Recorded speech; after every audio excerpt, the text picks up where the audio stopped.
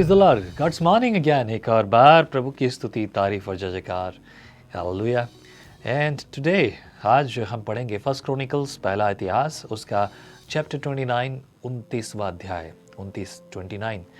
मैं ये थोड़ा सा हिंदी वाली में गड़बड़ कर देता हूँ। असल में मुझे हिंदी ज़्यादा अच्छे से आती है, अंग्रेजी ज़्यादा अच्छे से नहीं आती। लेकिन ख़ास तौर से जब मैं ये पढ़ता हूँ नंबर्स, मैं इसमें हमेशा गलती कर देता हूँ। तो English is easy right for me, and that's why I am speaking on it. और English, okay, let's read it. Chapter 29 verse 1। फिर राजा दाऊद ने सारी सभा से कहा, मेरा पुत्र सुलेमान सुकुमार लड़का है और केवल उसी को परमेश्वर ने चुना है। काम तो भारी है, क्योंकि यह भवन मनुष्य के लिए नहीं, परमेश्वर, यहोवा परमेश्वर के लिए बनेगा। हालेलुया। हमने 28 पढ़ा था कल, और उसी का कंटिन्यू यहाँ चल रहा है। और ये लास्ट चैप्टर है बुक ऑफ फर्स्ट क्रॉनिकल्स में, लास्ट चैप्टर। उसके बाद जो है अगला जो है न्यू बुक शुरू हो जाएगी, मतलब सेकंड क्रॉनिकल्स। लेकिन अभी देखिए, यहाँ पर गवाही भी है। और मैं कहूँ कि एक ऐसी बात अगर कोई भी कहता तो मैं सोचता है पिता का घमंड है अपने बेटे के लिए।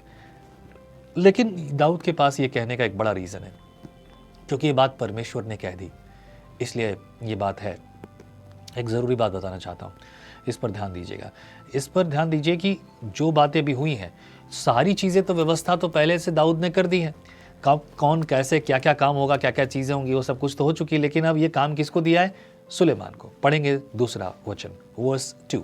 लिखा है, मैंने तो अपनी शक्ति भर अपने परमेश्वर के भवन के निर्मित सोने की वस्तुओं के लिए सोना, चांदी की वस्तुओं के लिए चांदी, पीतल की वस्तुओं के लिए पीतल, लोहे की वस्तुओं के लिए लोहा, और लकड़ी की वस्तुओं के लिए लकड़ी, और सुलेमानी पत्थर और जड़ने के योग्य मणि, और पंचकारी के काम के लिए विभिन्न विभिन्न रंगों के नग, और सब भांति के मणि, और बहुत सा संगमरमर इकट्ठा किया है। फिर मेरा मन अपने परमेश्वर यहोवा के भवन में लगा है। इस कारण जो कुछ मैंने पवित्र भवन के लिए इकट्ठा किया है, उस सब से अधिक मैं अपना निज धन भी, जो सोना चांदी रूप में मेरे पास है, अपने परमेश्वर के भवन के लिए दे देता हूँ।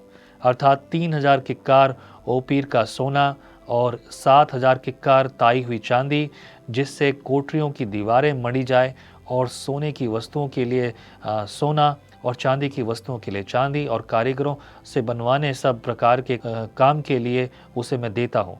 अब कौन अपनी इच्छा से यहोवा के लिए अपने को अर्पित कर देता है? ये बात बहुत बेहतरीन, मैंने सब कुछ दे दिया, बड़ा खुश हुआ। रिसेंटली एक अखबार में न्यूज़ आई, इंग्लैंड में, मैं नाम भूल रहा हूँ, एक बहुत बड़ा मंदिर बन रहा है।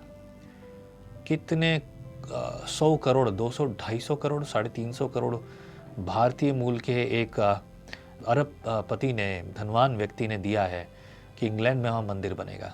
ओके, ये तो खैर अंत के दिन है और ये तो सब होना है, इसमें कोई नई बात तो है नहीं। पर अभी कुछ लोग हल्ला मचाएंगे, ये हो रहा है, वो हो रहा है, ये हो रहा है। अरे कुछ नई बात करो यार, ये तो पहले से लिखा है ना, कुछ नई बात बताओ। लिखा है परमेश्वर के वचन में कि अब ये दिया है, इसने इतना पैसा दिया है, वहाँ मंदिर बनेगा। मैं भूल गया, वो साउथ में एक मंदिर है जो जिसका हर साल, जिसमें बहुत लोग हमेशा लाखों करोड़ों रुपए इकट्ठा करते हैं, सोना चांदी देते हैं, जाने क्या क्या देते हैं। किसी काम का नहीं है, बस एक भीड़ इकट्ठा करना है। ये है शैतान की चालें। शैतान की चालें लोगों को बांधने के लिए। पता, जहाँ भीड़ होती है वहाँ आदमी ज़्यादा देखता है, ज़्यादा देखता है। और मैं वहाँ भागता हूँ जहाँ भीड़, जहाँ खाली है ना, मैं वहाँ भागता हूँ। ओके, तो देखिए, सुनिए। उसके बाद यहाँ क्या लिखा है, छठे पद में वर्स 6 लिखा है, तब पितरों के घराने के प्रधानों और इज़राइल के गोत्रों के हाकिमों और सहस्पतियों और शतपतियों और राजा के काम के अधिकारियों ने अपनी अपनी इच्छा से वर परमेश्वर के भवन के काम के लिए 5000 किक्कार और 10,000 कारदून सोना, 10,000 किक्कार चांदी, 18,000 किक्कार पीतल और 1,00,000 किक्कार लोहा दे दिया। जिनके पास मणि था, उन्होंने उन्हें यहोवा के भवन के खजाने के लिए गेरशोनी यहील के हाथ में दे दिए। तब प्रजा के लोग आनंदित हुए, क्योंकि हाकिमों ने प्रसन्न होकर खरे मन और अपनी अपनी इच्छा से यहोवा के लिए भेंट दी थी, और दाऊद राजा बहुत ही आनंदित हुआ। हालेलुया। आज के समय में ये बहुत मुश्किल है। यहाँ पर अगर कोई प्रधान बनाया जाए जिसके पास पैसा आ जाए और जो ये काम कर रहा है वो अपना घर बनाएगा। ओके, वर्स 10, दाऊद का धन्यवाद का प्रकट करना। तब दाऊद ने सारी सभा के सम्मुख यहोवा का धन्यवाद किया और दाऊद ने कहा, हे यहोवा, हे हमारे मूल पुरुष इज़राइल के परमेश्वर, अनादिकाल से अनंत काल तक तू धन्य है। हे यहोवा, महिमा, पराक्रम, शोभा, सामर्थ और वैभव तेरा ही है, क्योंकि आकाश और पृथ्वी में जो कुछ है वह तेरा ही है। हे यहोवा, राज्य तेरा है और तू सबों के ऊपर मुख्य और महान ठहरा है। धन और महिमा तेरी ओर से मिलती है और तू सबों के ऊपर प्रभुता करता है। सामर्थ और पराक्रम तेरे ही हाथ में है और सब लोगों को बढ़ाना और बल देना तेरे हाथ में है। इसलिए अब हे हमारे परमेश्वर, हम तेरा धन्यवाद करते और तेरे महिमा युक्त नाम की स्तुति करते हैं। वर्स 14, 14 पद, मैं क्या हूँ और मेरी प्रजा क्या है कि हमको इस रीति से अपनी इच्छा से तुझे भेंट देने की शक्ति मिले।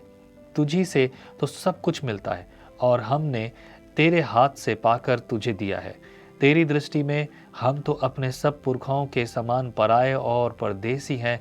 पृथ्वी पर हमारे दिन छाया के समान बीतते जाते हैं और हमारा कुछ ठिकाना नहीं। हे हमारे परमेश्वर यहोवा, वह जो बड़ा संचय हमने तेरे पवित्र नाम का एक भवन बनाने के लिए किया है, वह तेरे ही हाथ से हमें मिला था और सब तेरा ही है। हे मेरे परमेश्वर, मैं जानता हूँ कि तू मन को जांचता है और सिधाई से प्रसन्न रहता है। मैंने तो यह सब कुछ मन की सिधाई और अपनी इच्छा से दिया है और अब मैंने आनंद से देखा कि तेरी प्रजा के लोग जो यहाँ उपस्थित हैं वे अपनी इच्छा से तेरे लिए भेंट देते हैं। हे यहोवा, हे हमारे पुरखा अब्राहम, इसहाक और इज़राइल के परमेश्वर, अपनी प्रजा के मन के विचारों में यह बात बनाए रख और उनके मन अपनी ओर लगाए रख। मेरे पुत्र सुलेमान का मन ऐसा खरा कर दे कि वह तेरी आज्ञाओं, चितौनियों और विधियों को मानता रहे और यह सब कुछ करे और उस भवन को बनाए जिसकी तैयारी मैंने की है। बहुत खूबसूरत तरीके से उसने धन्यवाद दिया है, सभी को प्रेरित किया है। मैं एक चीज़ को दावे से कह सकता हूँ, दाऊद बहुत निपुण नहीं है बोलने में, जैसा कि हमने पास्ट देखा। And king is not always raja जो होता है ना, हमेशा बहुत बुद्धिमान नहीं होता बोलने में, सिखाने में। ऐसा हमने बहुत जगह देखा। दाऊद के पास भी ऐसा कुछ नहीं था, लेकिन दाऊद के पास एक था, यहोवा का सामर्थ। The day he came in front of people, जब उस दिन जब वो सब लोगों के सामने आता है, तब वो बड़े आदमी जिससे वो लड़ता है, उसका नाम आप जानते हैं, जिसको एक पत्थर से वो मार कर गिरा देता है, मतलब घायल बेहोश हो जाता है, उसके बाद वो उसकी गर्दन काटता है, राइट। उस बड़े आदमी के सामने उसने क्या कहा, ये बात देखो, कौन है जो मेरे परमेश्वर के नाम को ललकारे, मेरे परमेश्वर की प्रजा को ललकारे। मैं यहोवा के नाम से आता हूं। और वो बात आपको अच्छे से पता है।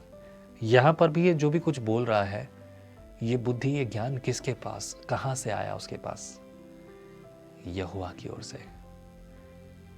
अगर आप में से कुछ लोग ये सोचते हैं कि मैं नौकरी के लिए या बिजनेस के लिए या किसी चीज़ के लिए जो मैं उलझा हुआ हूँ, जो मैं चाहता हूँ, और उस सब परिस्थितियों को मैं देखूं कि मैं इनसे बाहर निकल कर आऊँ, तो देखो, इलाज एक ही है, तरीका एक ही है, परमेश्वर का भय मानना। और अगर आप परमेश्वर का भय मानते हो तो आप इन सब परिस्थितियों में भी खड़े होकर सामर्थ के साथ लड़ोगे।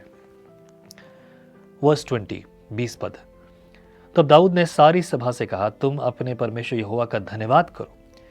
तब सभा के सब लोगों ने अपने पितरों के परमेश्वर यहोवा का धन्यवाद किया और अपना अपना सिर झुकाकर यहोवा को और राजा को दंडवत किया। उस दूसरे दिन उन्होंने यहोवा के लिए बलिदान किए, अर्थात अर्घों समेत 1000 बैल, 1000 मेढ़े और 1000 भेड़ के बच्चे होम बलि करके चढ़ाए और समस्त इज़राइल के लिए बहुत से मेल बलि चढ़ाए। उस दिन यहोवा के सामने उन्होंने बड़े आनंद से खाया और पिया। फिर उन्होंने दाऊद के पुत्र सुलेमान को दूसरी बार राजा ठहराकर यहोवा की ओर से प्रधान होने के लिए उसका और याजक होने के लिए सदोक का अभिषेक किया।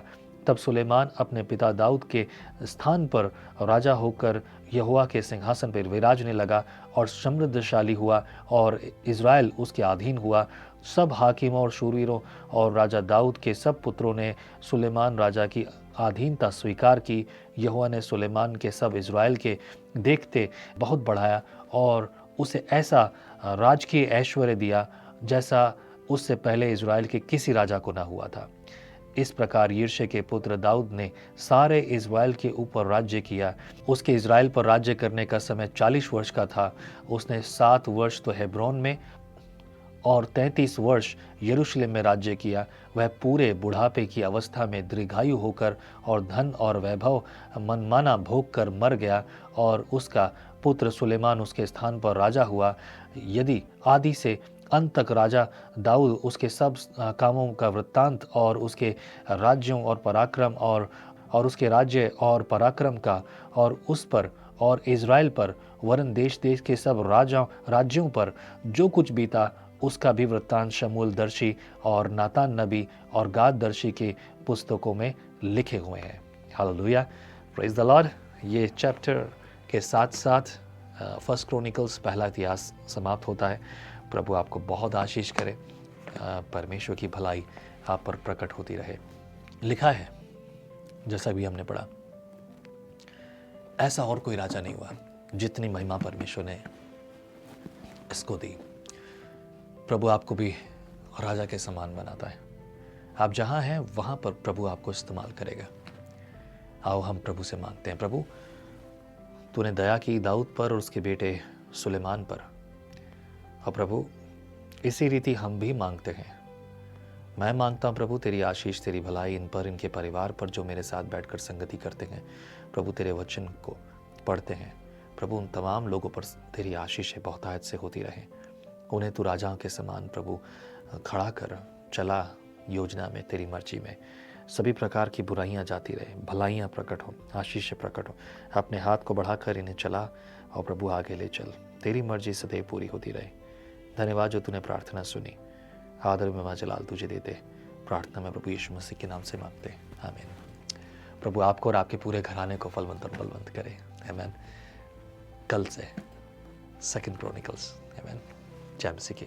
परमेश्वर का वचन जीवन देने वाली रोटी है। आओ हम इस जीवन देने वाली रोटी का और मजा लें विजनरी टीवी पर।